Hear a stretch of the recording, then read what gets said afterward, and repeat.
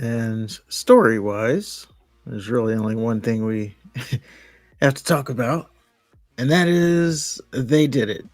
They being AEW, they released the footage of what happened between CM Punk and Jack Perry at All In. Did you watch the footage? I did. It was pretty underwhelming.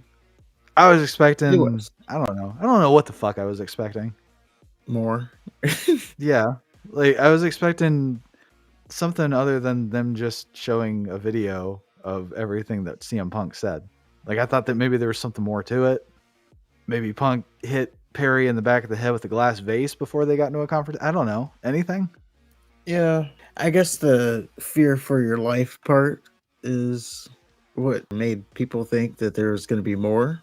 But like, really, what were you afraid of? And I don't want to say like what afraid of their life they should be.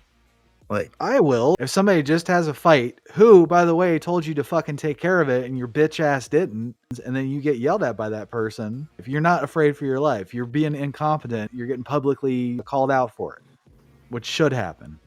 That was all preventable. we got yelled at though. Like that could. Oh, you got yelled at? It's got to be terrible.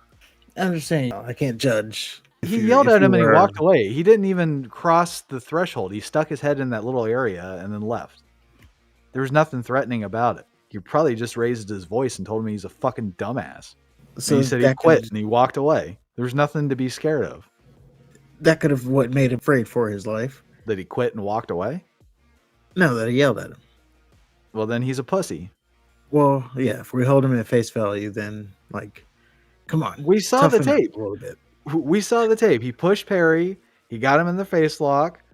They got separated. He turned around. He went in that little nook area. He didn't go all the way in. He just kind of poked his head in, said some shit, and then walked away. Walked away doing the tough guy walk. You know where you have the arms out? Yeah. That's the most revealing thing is Punk does the tough guy walk when he gets angry. Yeah. I don't know. It did seem like there wasn't a lot to it, Because but there I guess. wasn't. And it's like you fired your biggest draw over that. Yep. He who owns a NFL team or partial owner, whatever it is, he's around an NFL team.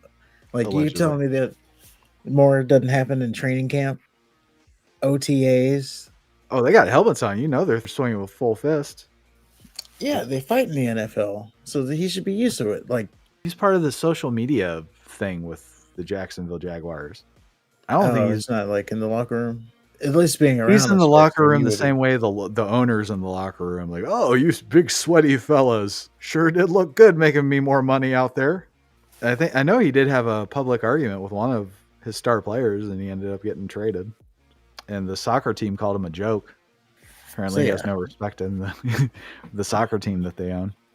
so not a good run for Mr. Tony Khan, but like I said with The Rock, you got the attention. Let's see what you do with it. They bumped a rating. I think they had like 8 something in the rating. Okay. So I mean, you can go on the list. They've had the attention. Every time they get the attention, every time they get the upper hand, they don't know what to do with it. yep, they get the attention and then fumble the bag. But all road leads to the con. One con is making their company the best it can be, and the other con is seemingly dragging it to hell. I'll let you decide which one is which. But just just look at the product and you'll be able to tell.